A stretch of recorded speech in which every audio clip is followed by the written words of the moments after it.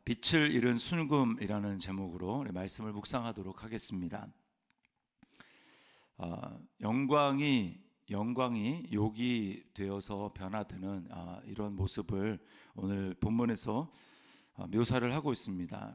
원래부터 그냥 비참한 삶 가운데 살았다면 사람들이 그 비참함에 대해서 원래 그런가 보다라고 살았는데, 영광스러운 삶을 살다가 그 영광이 이제 없어지고 추락해서 비참한 삶을 살아가게 되면 이전과 삶의 이제 차이 때문에 더 비참하게 느껴집니다. 오늘 본문이 그것을 이야기를 하고 있어요. 1절에 보면은 금이 빛을 잃었다 이렇게 이야기를 합니다. 2절에는 순금에 비유할 수 있는 예루살렘 사람들이 질 항아리 같이 여김을 받는 모습을 보여줍니다. 발걸이에 채이는, 발에 채이는 아주 천하게 여기는 그런 질 항아리 같은 여김을 받는다고 이야기를 하고 있습니다. 마치 이제 신약의 예수님이 산상수훈에서 너희가 세상의 소금이다. 그런데 소금이 맛을 잃으면 버려져서 사람들에게 밟혀질 것이다 라고 이야기한 그런 모습이 연상이 됩니다. 5절 말씀에 보면 맛있는 음식과 붉은 옷을 먹고 마셨는데, 그리고 입었는데 이제는 거리에서 거름더미 위에 이제 뒹구는 모습을 보여주고 있습니다. 6절에는 엄청나게 화려했던 소돔이 순식간에 무너진 것과 같이 예루살렘이 그렇게 되었다라고 이야기를 합니다. 7절에는 귀족들의 몸이 희고 붉고 윤이 났었는데 이제 그런 귀족들조차도 8절에 얼굴이 검고 가죽이 뼈에 붙어서 말랐다. 그래서 이제 사람을 못 알아보는 겁니다. 너무 심하게 돼서 마치 욥이 그렇게 고난을 당했을 때 사람들이 보고 놀랬다고 이야기를 하는 것처럼 이제 그런 모습입니다. 9절에 보면 줄여 죽는 것이 이제 고통이 서서히 진행되는 것 때문에 차라리 칼에 죽는 것이 낫겠다라고 이야기를 합니다. 배고픔 앞에서는 윤리도 도덕도 다 사라져서 본능에 충실한 짐승과 같이 되어서 10절에 보면 그 고통을 참지 못하고, 배고픔의 고통을 참지 못하고 자식들을 삶아 먹는 이런 모습을 보여줍니다. 그런데 더 기가 막힌 것은 이런 비참한 상황 가운데 돌보는 사람이 아무도 없다라는 거예요. 3절에 사막의 타조처럼 잔인하다. 사막의 타조는 알을 낳고 사냥을 하러 간다고 합니다. 그러니까 그 알을 보호해 줄 사람이 없는 거예요. 사냥을 나간 동안에 발견이 되면 그 알이 이제 이미 다른 짐승들에게 먹히는 것입니다. 마치 그것과 같이 이런 비참한 현실 가운데 있는데 아무도 이 예루살렘 주민들을, 또 그들의 자녀들이 죽어가는데, 젖먹이와 아이들이 목이 마르고 배가 고파서 울부짖는데도 아무도 돌아보지 않고 이렇게 돌보는 사람이 없는 이런 모습을 우리가 보여줍니다. 말씀을 묵상하면서 제가 이런 비참함에 떠오르는 것이 지옥이었어요. 지옥. 최후의 심판 이후에 우리 불못이라고 얘기하죠. 불못. 둘째 사망의 고통은 이것과는 비교할 수가 없습니다. 오늘 이스라엘 백성들의 이 애가를 예레미야가 비참한 현실들을 눈으로 보면서 눈물을 흘렸는데, 이 이스라엘의 고통은 잠시였습니다. 그리고 그 다음에는 비록 타지이긴 하지만 바벨론에서에서 평안한 삶을 살아갈 수 있습니다. 그리고 70년이라는 기간이 정해져 있습니다. 그러나 영원한 형벌인 이 불못의 고통은 끝이 없습니다. 끝이 없어요. 누가복음 16장에 보면 예수님이 부자와 나사로의 비유를 듭니다. 부자는 좋은 옷을 입고 또 날마다 좋은 음식을 먹으면서 마치 날마다 잔치하는 것처럼 그렇게 살았습니다. 그런데 죽어서는 어떻습니까? 죽어서는 그렇게 이 세상에서 영광스러운 화려한 삶을 살았는데 죽어서는 엄청난 고통을 받습니다. 음부에서 고통을 받습니다. 불꽃 가운데 고통을 하고 있습니다. 한 방울의 물이 없어서 목이 말라 죽을 것 같은 그런 삶에서도 죽을 수가 없습니다. 그 고통이 영원히 지속이 되는 거예요. 얼마나 고통스러울까요? 목이 말라 죽을 것 같은데 물 한 방울도 없는 그런 현실이 얼마나 고통스럽겠습니까? 그것이 바로 영원한 최후의 심판 이후에 영원한 불못에서 고통받는 그 고통인 것입니다. 계시록 6장에 보면은 어린 양의 진노, 마지막 날 하나님이 심판할 그 진노가 얼마나 두려운지 사람들이 산들을 보고 우리 위에 무너져 내려라, 그래서 어린 양의 진노에서 우리를 가려달라고 그렇게 외치는 모습을 보게 됩니다. 그러면서 끝에 그 어린 양의 진노에서 우리를 가려라, 그들의 진노의 큰 날이 이르렀으니 누가 능히 서리오, 누가 능히 서리오. 아무도 그 진노 앞에 설 자가 없다라는 것이죠.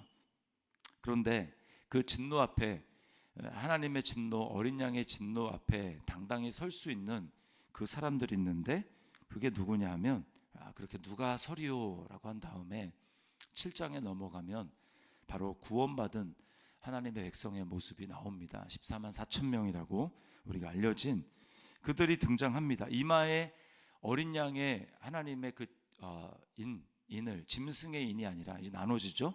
짐승의 인이 아니라 하나님의 인을 그 친 사람들의 숫자를 세봤더니 14만 4천 명이라는 거죠. 그들이 흰 옷을 입고 손에는 종려 가지를 들고 하나님을 찬양합니다. 보좌 앞에서 찬양합니다. 그 찬양은 우리가 잘 알고 있는 이제 복음성가로 구원하심이 보좌에 앉으신 어린 양과 하나님과 어린 양에게 있도다, 이 찬양이죠. 그러면서 14만 4천 명이 도대체 누군지 이야기를 하는데, 그들은 도대체 어디서 나온 사람이고 어떻게 이 어린 양의 또 하나님의 그 진노 앞에서도 이렇게 보좌 앞에 당당히 서서 찬양을 할 수 있는 사람인지가 나옵니다. 계시록 7장 14절 말씀에 보면 이렇게 말씀이 있어요. 큰 환난에서 나오는 자들인데 어린 양의 피에 그 옷을 씻어 희게 하였느니라. 이 땅 가운데서는 사람들로부터 영광을 받지 못하고, 이 땅에서는 예수 믿는다라는 이유 때문에 고통을 받고 또 사람들로부터 존귀 여김을 받지 못하고 그런 삶을 살아서 큰 환난 가운데 나왔다고 이야기를 합니다. 어떤 사람은 순교를 하고 그런 삶을 살았지만, 그러나 어린 양의 피에 그 옷을 씻었기 때문에 하나님 앞에 설 수 있는 것이죠. 어린 양이신 그리스도가 나의 자리에서 하나님의 진노를 담당해서 이 지옥의 형벌, 죽음을 이미 대신 감당하셨기 때문에 그리스도를 믿는 나에게는 더 이상 심판이 없다라는 것입니다. 하나님의 보좌는 그렇기 때문에 더 이상 그리스도를 믿어서 그리스도 안에 거하는 우리에게 진노의 보좌, 그리고 심판의 보좌, 정죄의 보좌가 아니라 예수님이 이미 다 그것을 나를 대신해서 다 담당해 주셨기 때문에 하나님의 보좌는 더 이상 나에게 그런 보좌가 아니라, 성경은 히브리서 4장 16절에 은혜의 보좌다 이렇게 이야기를 합니다. 은혜의 보좌. 우리가 아무리 잘못을 한 일이 있더라도, 또 죄를 지어서 넘어지는 일이 있다 할지라도 하나님의 보좌는 은혜의 보좌라는 것입니다. 예수님이 다 진노를 담당했기 때문에 더 이상 우리는 하나님 앞에 진노 앞에 서는 존재가 아니라 은혜 앞에 서는 은혜의 보좌가 되는 것입니다. 이 새벽에 또 마찬가지입니다. 하나님 앞에 나아가서 어제까지 내가 그렇게 하나님께 만족할 만한 그런 삶을 살지 못했다 할지라도 우리 그리스도 안에 있기 때문에 하나님이 우리를 보셨을 때 사랑스러운 모습으로 바라보시고 내가 너를 사랑한다 라고 말씀하시는 겁니다. 그래서 우리는 하나님의 은혜의 보좌 앞에 담대히 나아갈 수가 있는 것이죠. 이것이 이 세상을 살아갈 때 성도인 우리의 담대함이고 감사함이고 하나님 앞에 영광의 고백이 되는 것입니다. 이 삶을 우리가 확신한다면 우리는 어떻게 살아야 됩니까? 빛을 잃은 금처럼 살아서는 안 됩니다. 영광스러운 존재인데 금빛을 다 잃어버린, 그래서 이스라엘 백성들의 오늘 애가와 같은 모습이 아니라 우리는 어떻게 살아가야 됩니까?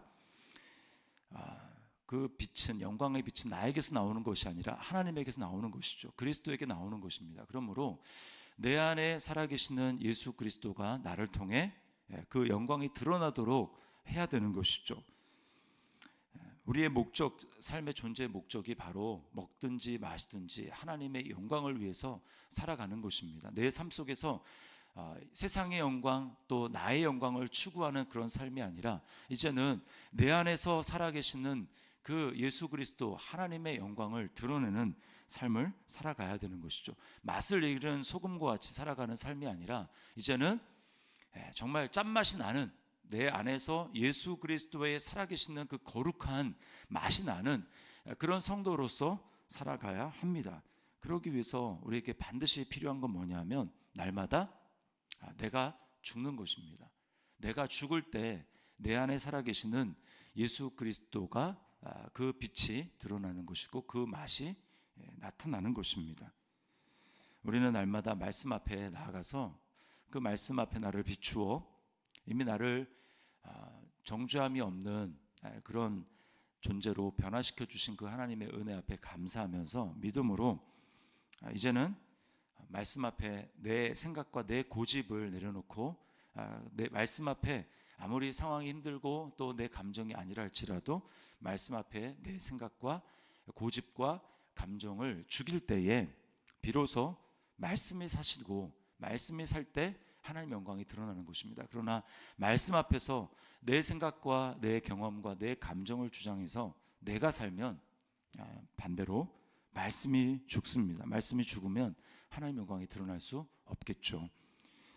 그러므로 오늘 하루 주어진 삶 가운데 하나님 앞에 우리 감사하고 감사함으로 하나님 앞에 영광을 올려드림으로 말미암아 빛을 잃은 순금의 모습이 아니라 오늘 내 안에 빛이 살아계신 하나님의 영광이 살아있는 빛을 드러내는 그런 삶을 살아내는 저와 여러분의 삶이 될 수 있기를 주님의 이름으로 축원합니다.